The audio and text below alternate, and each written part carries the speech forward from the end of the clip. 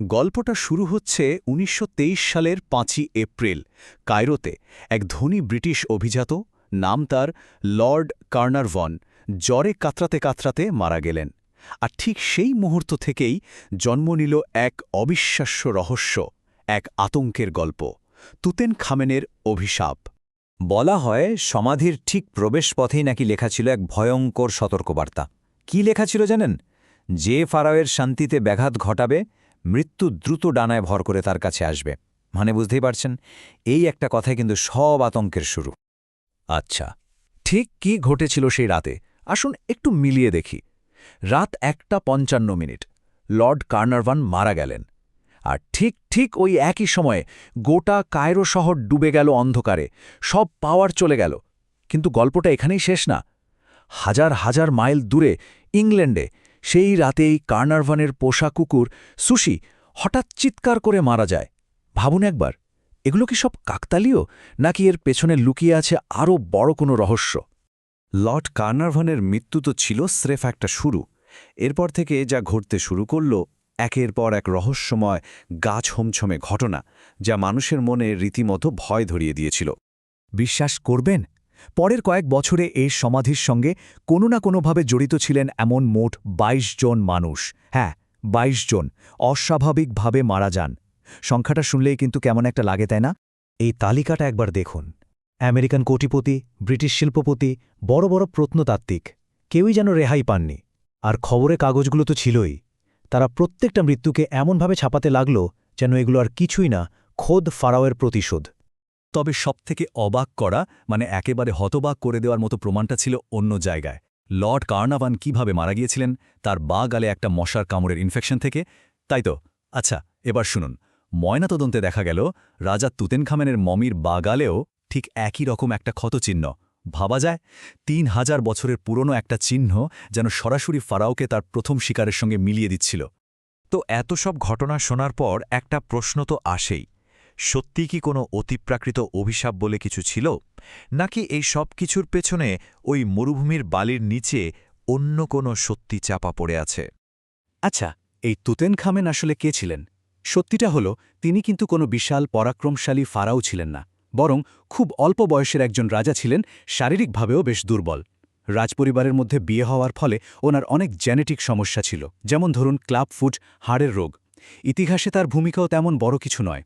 আর মজার ব্যাপার হলো, হয়তো এই গুরুত্বহীনতার কারণেই তার সমাধিটা হাজার হাজার বছর ধরে কারোর নজরই পড়েনি, একেবারে অক্ষত অবস্থায় রয়ে গিয়েছিল। বেশ, চলুন এবার একটা কাজ করা যাক। এই অভিশাপের গল্পটার এক একটা দাবিকে আমরা বিজ্ঞান আর যুক্তির পাল্লায় মেপে দেখি তো কোনটা কতটা টেকে। প্রথমেই আসা যাক ওই ভয়ঙ্কর সতর্কবার্তাটার কথায়।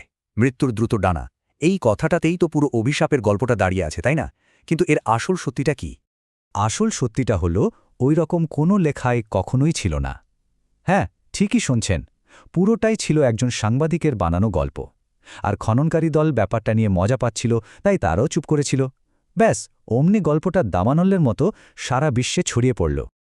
আচ্ছা, তাহলে কায়রোর ব্ল্যাকআউটের ব্যাপারটা, ঠিক মৃত্যুর মুহূর্তে গোটা শহরের বিদ্যুৎ চলে যাওয়া, এটাকে কি বলবেন? এটাও কি কাকতালীয়? এর উত্তরটা কিন্তু বেশ সাদামাটা। সত্যিটা হলো, ১৯২০-র দশকে কায়রো শহরে পাওয়ার কাট বা বিদ্যুৎ চলে যাওয়াটা ছিল একটা রোজকার ঘটনা। মানে এটা কোনো অলৌকিক ব্যাপার ছিল না, ছিল একটা খুবই সাধারণ, যাকে বলে র্যান্ডম কোইন্সিডেন্স। কিন্তু কার্নারভনের কুকুরের মৃত্যু, হাজার হাজার মাইল দূরে প্রভুর মৃত্যুর সময় পোষা কুকুরের মৃত্যু, এই গল্পটা তো মেলানো বেশ কঠিন, তাই না? এখানেও একটা ছোট্ট কিন্তু গুরুত্বপূর্ণ ব্যাপার আছে।